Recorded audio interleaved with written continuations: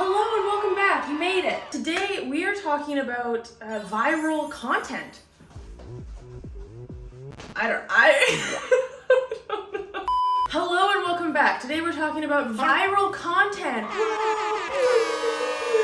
It's a bit of a switch in content today, but I hate the idea that I'm gatekeeping information, and so instead I thought I would share it with you because I am humble. I want to take care of my little kitties, which are you. So we're talking about viral content, and after I talk way too much about myself, we're going to be talking about how you can replicate that exact strategy if you wanted to, and how I ended up getting one of my very recent videos up to 4.5 million views on TikTok and 2.5 million views on Instagram. Pretty cool. I'm gonna tell you the strategy that I did do to do that. I went to university for English, and it does not show.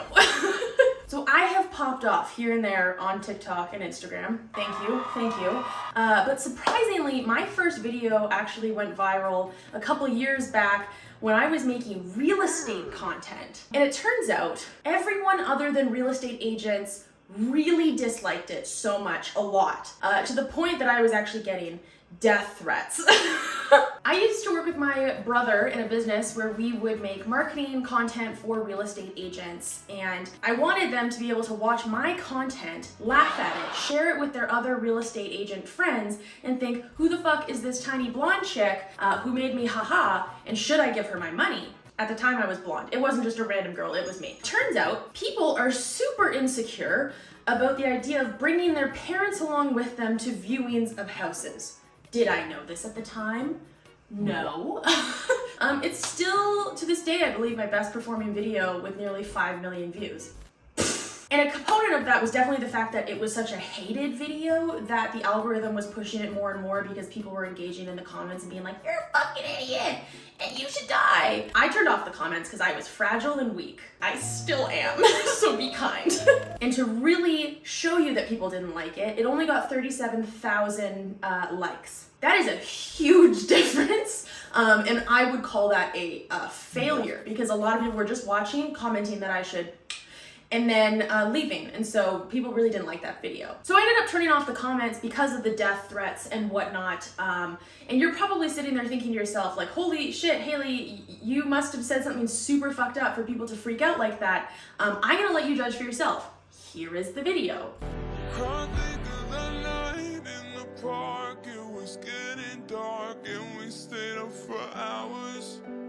Now, if I were smart, and if that were the niche that I wanted to really stay in for a long time, I could have capitalized on all of this hatred I was getting to build a platform, but it would have been building off of hatred. And so I wanted to pivot significantly after this because it was not the brand I was hoping for. And I didn't really want to be in real estate anymore anyways, so pivot! The next video I had viral was an ADHD video on TikTok that ended up getting nearly 4 million views. Holy shit, what? At the time, I was at less than 1,000 followers, but I got this video that did massively well, and it told me that people that watched this video wanted to see more. And so that helped me define what niche I wanted to be in. And the comments on this one were so completely different than the real estate video one, because instead of death threats, I was getting people saying like, oh my god, I relate to you, you understand me, like, you are my people, we could be best friends, and I was just,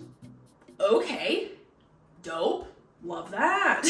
People in the comments saw me and my struggles and identified them with themselves and saw that they matched their struggles so well that they wanted to continue following me. And so my follower count went boof, and it blew up. And it turns out at the time, there was this really big hole in the niche of ADHD content, especially from a woman's perspective. And so I jumped in there and I filled that hole really nicely. It is now a completely oversaturated niche, but interesting to note. I'm gonna go get a mirror because the fact, if my bangs are not perfect, I will lose it. Mirror, mirror on the wall, who's the prettiest of them all? Chris Pine, really? So from here, I continued to do a mixture of ADHD scripted conversational videos, but I was also doing some random comedic videos. The best ones being those scripted conversational ADHD videos, but I was having random success with these just like goofy, silly videos. Now there was a lot of strategy going into my page at this time because my background is in marketing and it's in video production and strategy around brands and whatnot. I am creating a course right now on the strategy that I was using so that it can be replicated, and I want to sell it for cheap so that anybody can have access to it. I will update you when that is available because I'm really excited to share that info. Whoa, what the heck is going on? It's Hayley from the future. I'm here to tell you that today's video is actually sponsored by Done. Done gives formal ADHD assessments online by licensed experts. They're safe and they're HIPAA compliant. Essentially, you can skip the wait and you deserve to have your answers now. It took me months and months and months to get my diagnosis and a lot of money. Done is a really an amazing option for those of you in the United States at this time that don't have access to the super expensive diagnosis process. If you use the link in my bio, you'll get to do your diagnosis for only $99, and it's a great place to start. So, link in bio. Thank you, Done, so much for sponsoring this video. Recently, I hit a plateau, and I think a lot of creators also kind of hit a similar plateau. I've got a group chat with some creators, and they were all kind of agreeing that a lot of their videos weren't performing super well. For me, I can chalk it up to the fact that I wasn't creating content with the intent of it being viral. I was creating content that felt easy to create, but I wanted to push myself and get my grubby little hands on some more views. So here's what I did. So I'm trying to figure out a common autistic experience, but I want it to come off comedic and I want it to be consumable. So I'm essentially just gonna write a whole bunch of ideas down and then pick a one. So I started by writing out some of my recent experiences that I thought were a little silly and funny when looked at from a bird's eye perspective. I think I have one. Essentially, the idea is that I don't come off as autistic necessarily because people have told me that I'm really good with eye contact, but little do they know, struggling in here. 1, 2, 3, look away. Take a pause and look back. 1, 2, 3, 4, 5, look away. That's a new record. Okay, good. Supernatural, smile, nod, and look. Good. So here are the reasons that I believe that this video performed well. 1, I wanted it to be incredibly quick. I wanted to get to the point immediately. 2, I wanted there to be text on screen so that if somebody was not watching it with the sound on or they couldn't hear it, they would still understand what was going on. And 3, I wanted the concept of the video to be very consumable, meaning I didn't want to overcomplicate it through lots of talking, so I did a voiceover of my thoughts instead and added captions, no sound, no problem. Now for myself, I consider any video that gets more views than I have followers a huge success, because it is safe to assume that it's reaching a new audience at that point. And this was the mindset I always had. So even when I had 3,000 followers, if it got 3,500 views, I was like, sick, dude. And when posting this video, I made sure to have hashtags that explained what type of video it was and what type of people would enjoy watching it. Hashtag autism acceptance was a good choice here. I think that's self-explanatory. After posting this video, I ensured that I was in the comments for the first hour or so, like replying and liking and having discourse with people in the comments. And I did this both on TikTok, on Instagram, and on YouTube Shorts, but unfortunately, it didn't perform that well on YouTube. Do I know exactly why? Nope.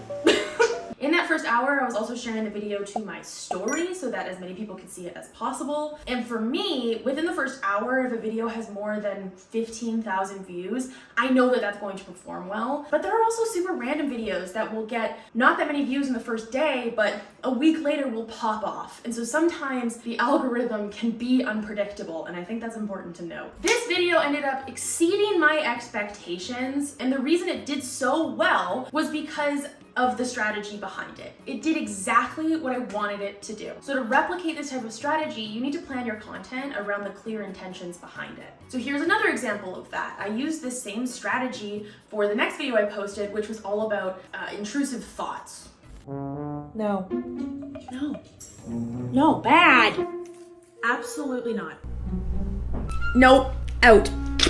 The similar strategy here was I wanted it to be incredibly quick and get to the point immediately. I wanted text on screen, so if someone didn't have sound on or couldn't hear it, they still understood what was going on. And I wanted the concept to be consumable, like we said before. Now, this video went on to get nearly 400,000 views on Instagram and only 19,000 views on TikTok. But again, it shows the difficulties of the TikTok algorithm and the unpredictability of it. The problem in the long run is that the audience watching it doesn't actually know me. This is a scripted video. I'm just pretending in the video, and so they have no real depth to me. The likelihood that they're gonna remember my name from that video.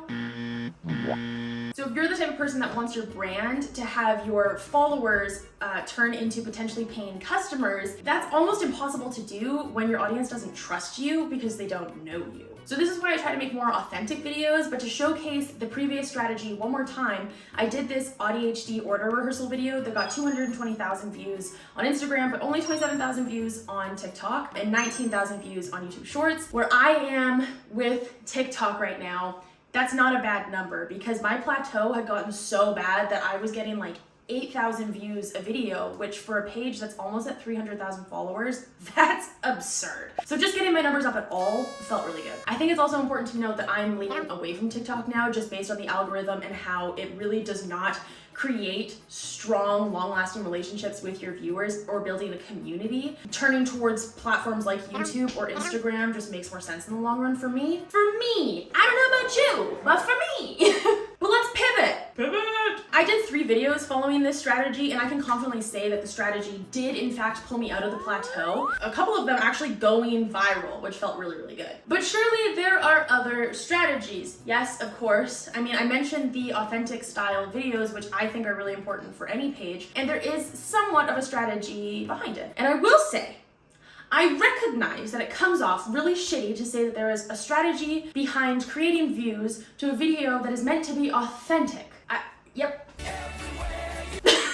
The truth is that I love what I do. I love connecting with people and building a community and helping people find other people like them. And my hyperfixation became marketing and understanding branding and virality and whatnot. But my main goal has always been to help people and to connect with people, and that's what drives me. And so when I make an authentic video, it's the idea of how can I connect with more people, not how can I take more people's money. But that's just me. There are other people, I won't name names, but they're not like that.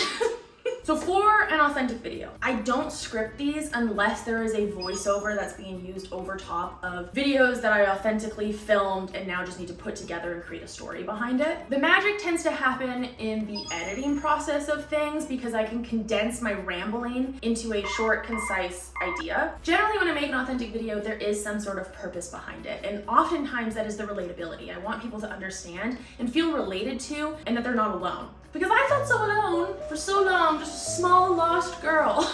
So a good example of this would be this hygiene video that I posted. I was feeling and having genuine struggles with hygiene, and I was genuinely looking for solutions to solve it.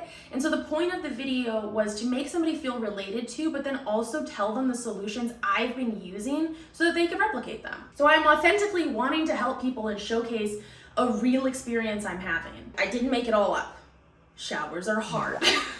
There is far too much strategy behind what I've done on my page to fit in just a YouTube video, and so I am creating a course that I want to sell for cheap, but I'm really hoping it'll be super helpful to actually break down every single thing that I did. I think it'd be pretty cool if it's replicable. Replicate. Whoa, wait, I need to know immediately. Replicable. And make it replicable for everybody.